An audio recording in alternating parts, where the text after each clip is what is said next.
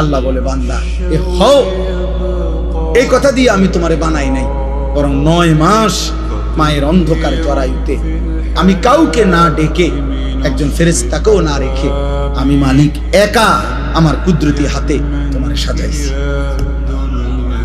তুমি জানো না বান্দা, তুমি আমার বড় মায়ার সৃষ্টি।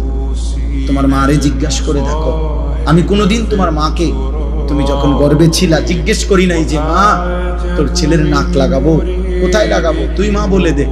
আল্লাহ বলে না, আমি কাউকে জিজ্ঞেস করি নাই, আমি মালিক আমার নিজ হাতে আমার কুদরতি হাতে বান্দা। বড় বেশি সুন্দর করে আল্লাহ কসম করে বলছে, 4টা কসম করে আল্লাহ বলছে, ওয়াত-তিনি ওয়াজ-যাইতুন ওয়া তুরি সিনিন ওয়া হাদাল বালাদিল আমিন।